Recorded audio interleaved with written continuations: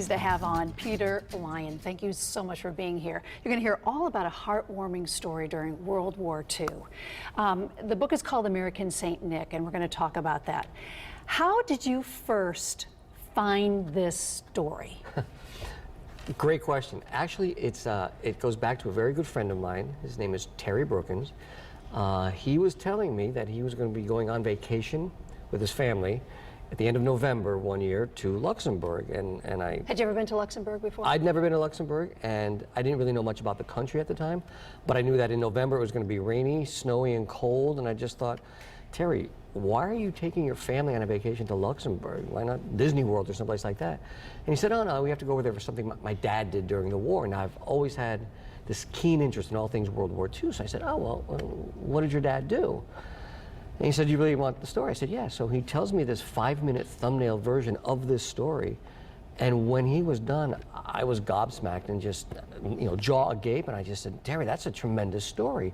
And he's like, oh, no, all those guys have stories like that. I said, no, this one's pretty special. Someone should write a book about this. And you'd never written a book before. Never written a book before. So light bulb went off and said, I have to tell the world this story. And I said, I wanted to be the one to tell this story simply because it was such a tremendous story. And I say it's a tremendous story, not because I wrote the book. I wrote the book because it's a tremendous story, and the more I started to find out about it and go deeper into everything that happened, it became even more incredible. There are so many what I like to call feeder stories, or sidebars, that make up this thing. The reason that the title of the book, and I insisted on this with the publisher, that it says a true story, is because as you're reading it, you're going to come to parts that you're going to say, like, now hang on a second. He made that up. There's no way that's true. But that's the point. It is true. Everything you read in the book actually happened just the way it is in the book. So it centers around his dad, who actually played Santa Claus, Saint Nick, during World War II, during the Battle of the Bulge. So pick it up from there. Well, it was actually just before the Battle of the Bulge.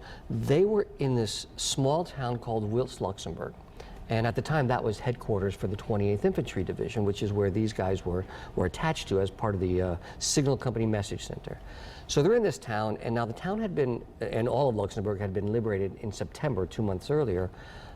But under Nazi rule, they were not allowed to celebrate St. Nicholas Day, which is before Christmas, and it's more of a town-wide celebration, really for the children, sort of a Thanksgiving, Halloween, Christmas thing all tied up together, where Christmas is more of a family holiday. So they found out that even though they were able to celebrate now, they didn't have anything to celebrate with. So one of the soldiers, a soldier named Harry Stutz. These are American GIs. American just want to GI, make it good for the kids. Just thought, well, there's got to be something that we can do to help them out. So Harry, who by the way was Jewish and didn't know anything about Catholicism or St. Nicholas Day or anything like that, goes to the local priest to find out more about what this whole the holiday is, and the priest tells him about it. So he says, oh, this sounds really good. He takes it to command. Command says, that'll be a great idea, let's do it. So he gets permission to hold this party, this and Christmas again, this party. Is wartime when nobody has hardly anything. This is, it's a very, very hard time in the town. As I say, they were under Nazi rule for nearly 5 years. So so they really didn't have anything to celebrate with, and it was looking pretty bleak. So they step in and say, maybe there's something we can do. And he thinks, Harry, there's one element that I really need, is I need somebody to play St. Nicholas. So he thinks about it, and he says, why don't I ask my roommate, Richard Brookins, to see if he'll do it. So he approaches Richard and says, I need you to play St. Nicholas for these kids. And Richard says, I'm not your guy, get somebody else to do it. And he says, well, wait, what do you mean? And Richard's like, look, I don't want to mess this up. This is going to be a big event. There's got to be somebody else who can do it. And he says, look, you're the guy. I know you can do this. So Harry, being very persuasive, convinces Richard to dress up as St. Nicholas, which he does. And they put him in a Jeep. Which was a sleigh, I guess, their idea. Their idea of a sleigh. Right. Well, the whole point is, like, there had to be an appearance of St. Nicholas in town for the children. So they put him in a Jeep, and they drive him through town so all the children can see that St. Nicholas is here. And they sort of do a loop around town. It's a very small town. They sort of do a loop around town and come back to this Wiltz Castle, which is where they were having this party. And I say this party, it was probably 30 kids in a circle. And here comes St. Nicholas out of the Jeep. And he's wearing the priest's vestments and a bishop's mitre, and he's carrying this crozier, which is like a shepherd's staff. And the nuns in the girls' school knitted him a rope beard, which he says was very itchy and everything. And he's playing the part, and he knew enough German and Luxembourg gesches that he had picked up since they had been there. They'd been in town for about a month. He knew enough to just sort of greet the kids and say hello, and of course the kids were wide-eyed with glee because here's St. Nicholas saying hello to him in their town, and this was great. And so they had this party, and it was wonderful. It was a great time. The kids had a great time. And then the Battle of the Bulge erupted 10 days later. And the town of Wiltz is pretty much all but wiped out or destroyed by the fighting that ensues. And sadly, some of the children at this Christmas party were killed. Even so, the town vowed that they would never forget the kindness and generosity of those handful of American soldiers. So, every St. Nicholas Day from that point forward, their tradition included a new element, and that would be somebody from the town, it was a great honor, would be chosen to dress up as not just St. Nicholas, but as the American St. Nicholas. And they would recreate the procession through town just like they did during the war, and they would end up at the castle just like they did during the war, and they would pass out candies and treats to the children just like they did during the war. This went on for 30 years until on the 30th anniversary of the rebuilding of the town, they decided they wanted to do something big. So they set about trying to find those soldiers, those original soldiers who had been there in 1944. And that's the story in the book. At the time you're writing this book, a documentary is coming too at the same time. I just want to take a look at a little bit of that documentary. Sure.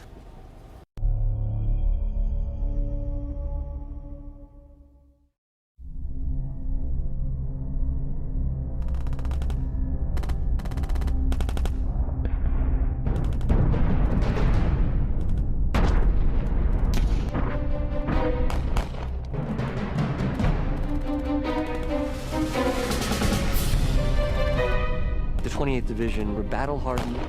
They were fighting a war. They needed some downtime. These people had suffered greatly under the Germans. It was an oppressive environment.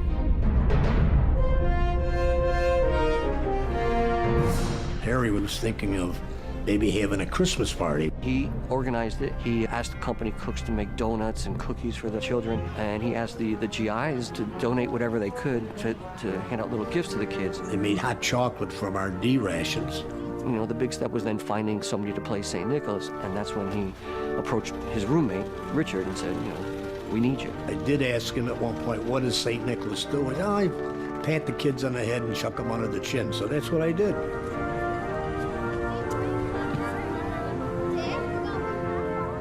I felt good that the kids were laughing. I don't know that they knew I was a soldier. I was disguised enough with this outfit. I was just having a good time. And after that day, they still had a war to fight, and they still had a job to do. When it was all over, so we're back in uniform and plain old GIs. And they pretty much forgot about the event, and they moved on and the war continued. I don't recall ever thinking about Wiltz again because it never came up in conversation. The people in Wiltz felt they had to pay honor to these soldiers. I got a letter, and he said, I would ask you, would you like to come and help me by being St. Nicholas? I remember the priest, who's 77, he said, if Luxembourg should live another 1,000 years, we will never forget the GIs who gave their blood so that we may live in freedom. And I guess that says it all.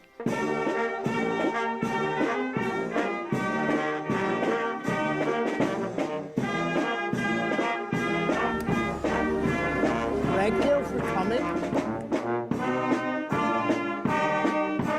To me, it was a validation of what those guys went through and what they did, and that the people that they liberated were still grateful. I thought it was fantastic. You were one of the children? Yes. Hi.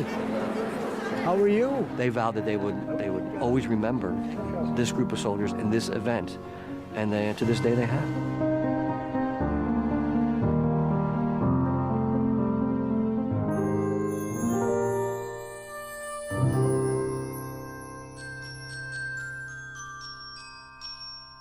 We made a big difference.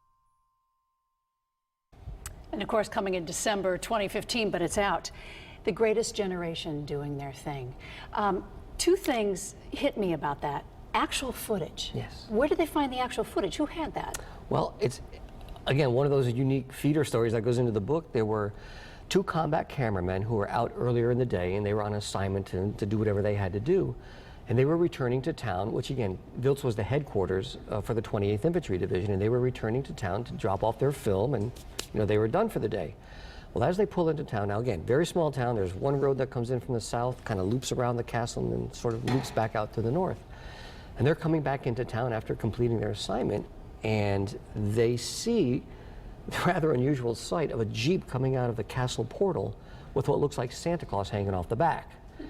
Curiosity gets the better of them, and they decide, oh, let's follow this Jeep and see what's going on. And they follow it to one of the schools in the center of town, and one of the guys in the Jeep elbows another guy and says, what's going on? And he tells them what's happening, and they said they're going to end up back at the castle. So these guys say, well, we've got some extra film on the reels. Let's go set up at the castle. And so they rolled film on this. It was nothing they were assigned to do and nothing that they were told to do. It was just, they just did it because they thought it'd be a neat thing to do.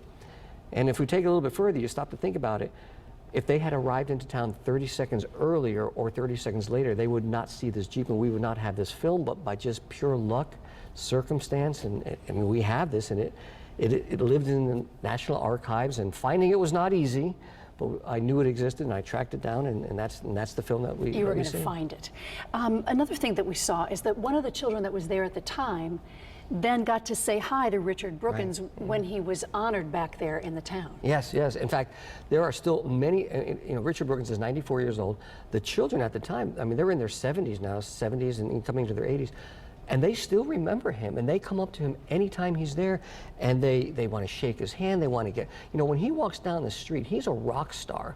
People want their picture taken with him. They want his autograph. They just want to shake his hand. Not just the people, or the kids that were there back during the war, but like generations have heard this story. Generations have known about the American St. Nicholas, and so they just want to meet this guy, just to be able to say, I knew him, and I shook his hand. It's a marvelous thing to see. It really is how much they care and how much they open their hearts to this soldier and all the soldiers that were there that day. What does Richard Brookins think about what a rock star he is there, to use your term, and about the documentary and the book? He seems like a laid-back guy that never wants thanks. So how's he taking all this in? You're absolutely right. He's a very humble guy. He doesn't understand what, in a way, he doesn't understand what the big deal is, and he'll tell you to this day, what he did is, all he did is he just tried to make some kids happy, and the fact that they honor him and those other GIs that were part of this, he basically carries that mantle for the rest of the guys who are no longer there, and he'll tell you, it's like it really isn't about him. It's about all those guys who are no longer with us, and those who never came back from Luxembourg and the war, and that's why he does it. And he's not, you're right. He's very humble about it, and he plays the part, and he loves being Saint Nicholas. There's the word for this the Saint Nicholas person in Luxembourg is Clichen. That's how they say it.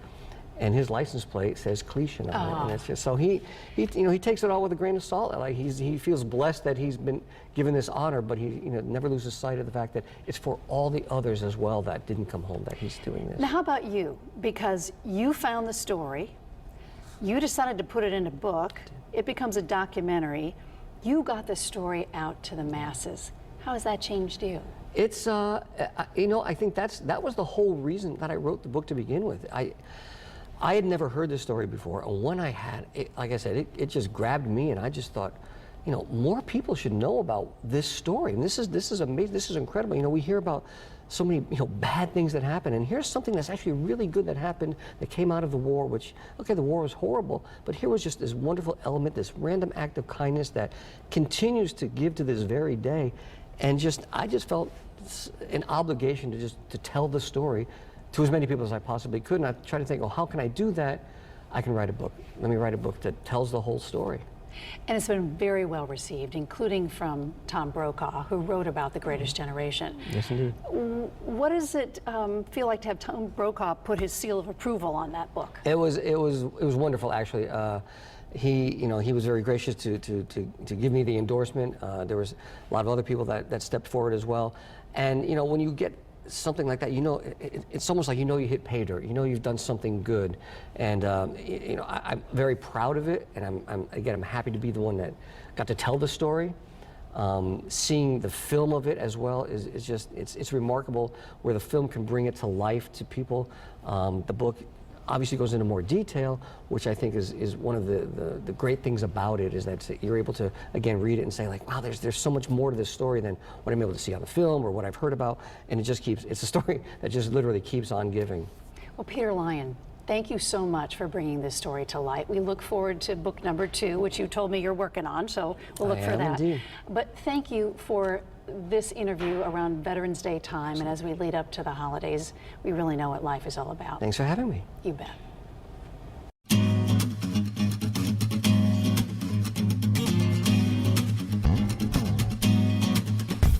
Made a trivial pursuit, spend one this in. Who is this girl I spend all night kissing? And if one was right here, then who else is missing?